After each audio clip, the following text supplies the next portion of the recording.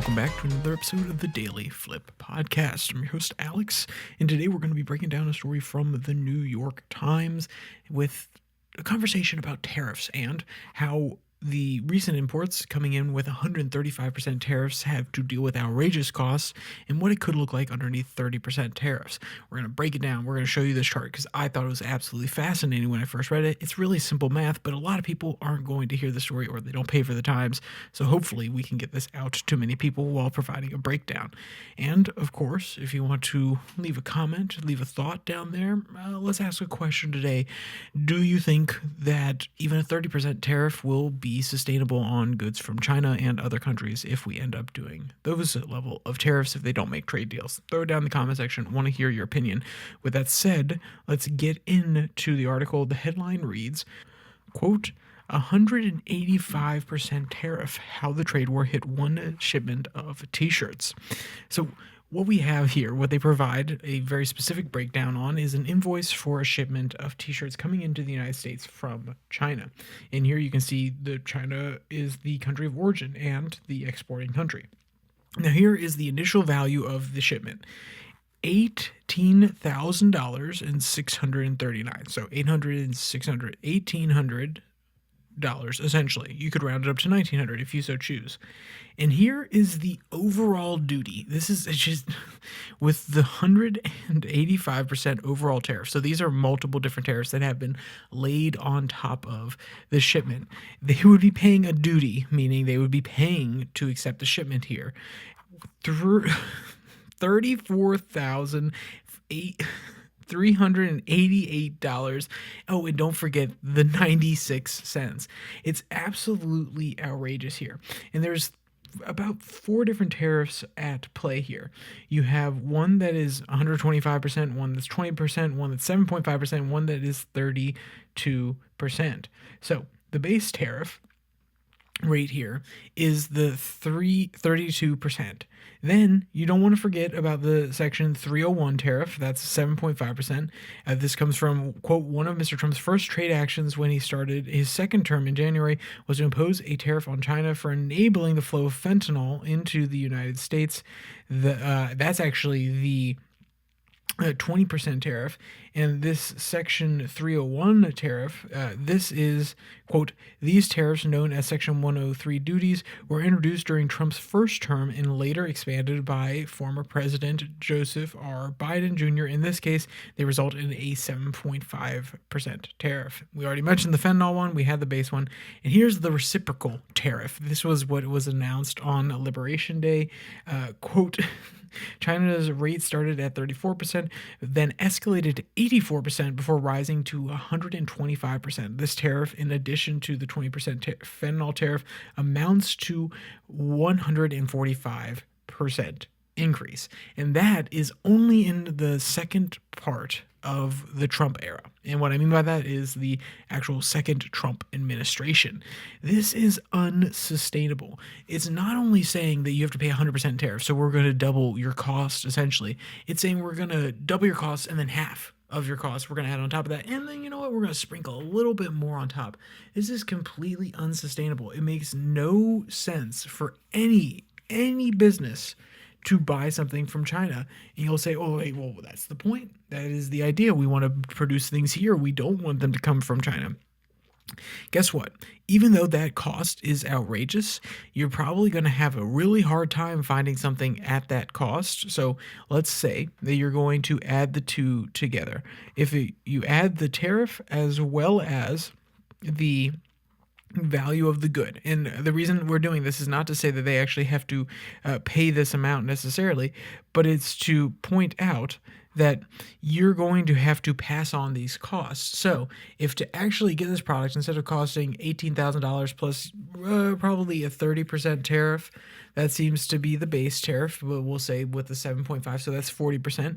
So you do 18 times 10, so that's 180, and then you multiply that by 4, which is 400 plus 8 times 4 is going to be 32. So you have $300 on top, so about a $1,000 tariff on it's a $1,200 tariff more or less on that one product with the base tariff plus the Biden Trump era tariff that they imposed on China.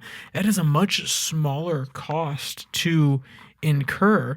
And saying that, I realize that my math there is really, really wrong. You're probably talking about like $8,000 more or less.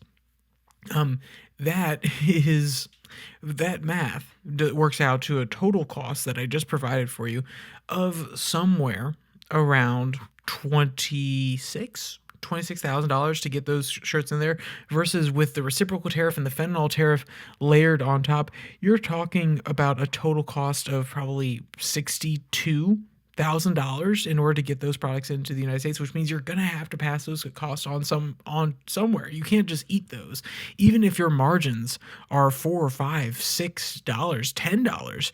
Imagine, I don't have the exact amount of T-shirts in here, so I can't say for sure. But even if your margins are that much, you're constantly eating into them. Maybe you're walking away with no margins whatsoever. Maybe it's negative. This is going to drastically hurt business owners. This is why when they announced the deal that they said they're actually going to take it back to the 30% tariff, this makes some level of sense to me, though I still think it's a bit much. At least businesses can justify saying, okay, hey, it is more expensive. We can start diverting some costs diverting some cash that we're making from our different sales in order to start reshoring. Because when the tariffs are this high, it simply becomes preventative. Because in order to upscale, in order to be able to get the economies of scale that you need in order to make your product here in the United States, if you're doing it with your own money, that is a lot of overhead, that is a lot of loans with a high interest rate right now, that's going to go into producing the good, to producing the T-shirts, producing the inking stations and things like this, building buying robots or building facilities to do it, or hiring people. All those are a lot of costs that companies can't necessarily incur. And guess what? If you're going to say, well, they can go to people that already make T-shirts in the United States. We don't necessarily have a robust infrastructure in most of our industries, but let's say that there are 2 or 3 firms. Guess what? Every single person that's ordering T-shirts from China saying we can't actually take on this cost are going to go to those 3 producers. And if those 3 producers can't keep up, which they probably can't with all this extra demand, they're going to charge higher prices. They're going to pay for more shifts, because guess what? If they're doing 2 shifts right now, they're going to change the day to have 3 shifts. People are going to work overnight, which means they hire more labor, and labor in the United States is more expensive. So they're still incurring a lot of costs in order to build out these chains here domestically.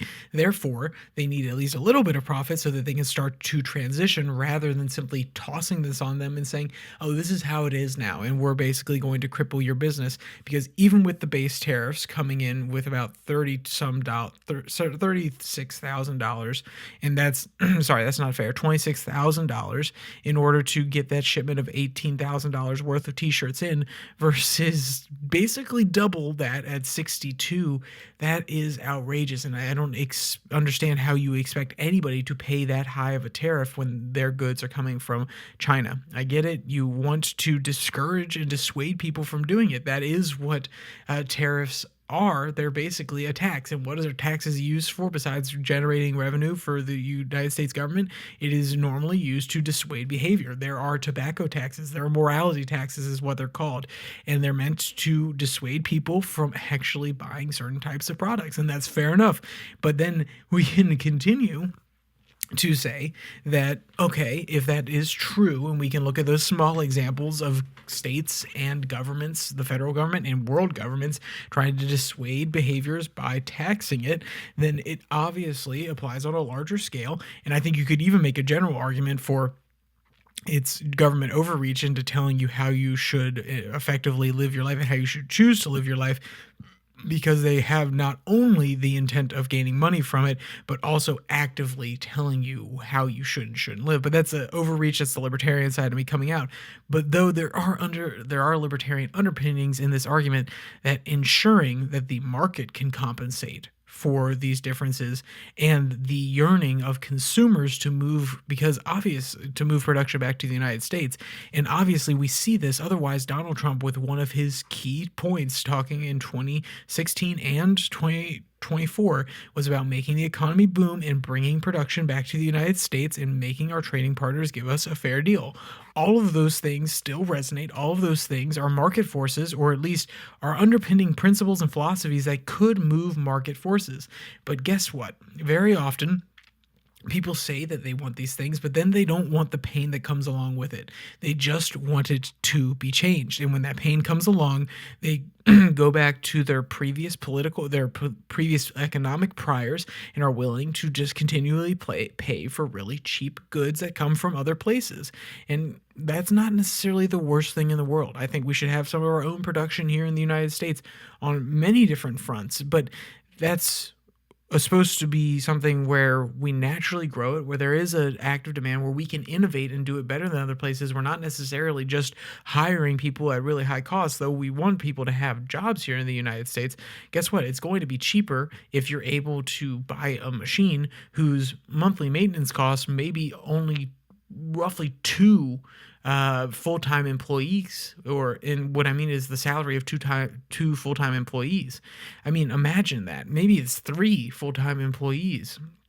That's still getting pretty high there, but what if their productivity on that machine is worth about six full-time employees? Guess what? You're saving that extra three salaries, which could be anywhere from 40 to 60K. I mean, imagine if you're saving three salary jobs, full-time salary jobs, and they all pay at 60. That's $180,000 on a yearly basis that you are saving by implementing these sort of changes and bringing in robots and bringing in other types of innovations.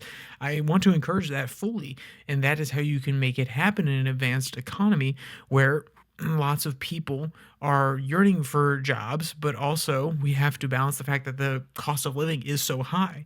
So to simply throw these tariffs out there and expect everybody to immediately change to this, to be able to build up all these different places and all this different infrastructure and even buy those robots that I was just talking about, because labor costs are so high, there's a lot of overhead on these different companies. They can't handle these sort of tariffs, and it will absolutely cripple the US economy if we decide to go back in this direction. And that's not to say that Trump wants to, but more than likely, China's not going to bend. China is going to say they're going to do stuff, because this is what happened last time he got in. Trump said, oh, we're going to have these sort of protections. We're going to limit intellectual property theft. We're going to remove these non-trade barriers. Then the Chinese said, oh, hey, we'll make a deal on it. And then guess what?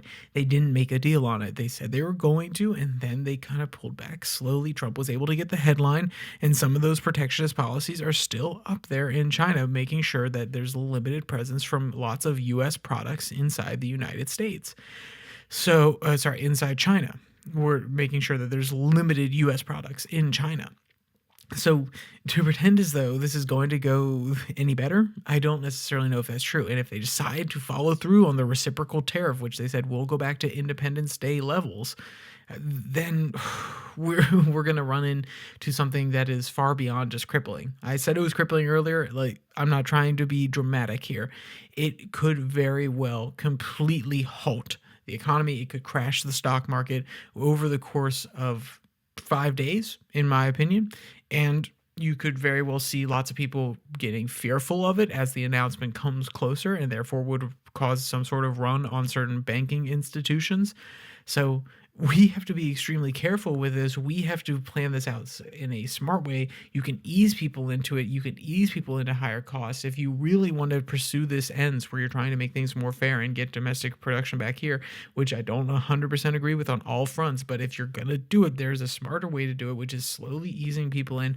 There have been suggestions, and I heard this one from Sagar and Jetty on the Breaking Points podcast, of a dollar for dollar tax credit. I think that may be a little bit heavy-handed, but there are still incentives. You could have low tax zones, or you could allow more areas to have a lower regulation on the local level. You can encourage states to do that. And if you really have to get involved in a more minute, a more detailed way, you could provide federal funding to those areas to make up for possible losses in tax revenue. Though very often we see the increased commerce that comes in. They may not have the same income tax or corporate taxes, but they still have to pay income tax on certain things. They still have to pay duties to get things shipped in. So you could still see those sort of benefits rebounding and helping some of the costs be offset on state and local levels. So we'll see how it ends up. I'm sorry to go so long on this one, but it's a topic I'm passionate on. I literally read it today while I was at work, and I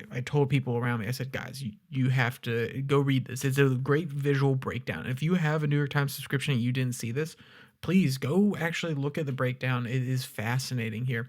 And if you don't have one, I'm sure there are photos already online, but I think I gave a good enough explanation of what's on this sheet that you can at least have a solid idea of how damaging large tariffs and the large reciprocal tariffs were going to be to the United States economy. So, with all that said, we're going to end today with our daily delight. I know I didn't mention it at the beginning, but that's because I was amped up and I wanted to jump right into it. This one comes from Dog Time. The headline reads, quote, "Dog is totally passed out after big beach day." And yes, it's a video of the dog. He has that paralysis kind of dog thing, head locked, paws tilted over. It's honestly adorable. So if you want to leave with a smile on your face, you can go check out that one. The link will be in the description below the like and subscribe button, as well as the link to the New York Times article. Also down there, if you want to follow the podcast on Spotify, Pocket Cast, Podvine, as well as you can find the Twitter handle at Your Daily Flip, where I post the link to both these episodes that come out on Monday, Wednesday, Friday, but also 6 and 6, our international news segment. It's 6 stories from around the world in 6 minutes or less.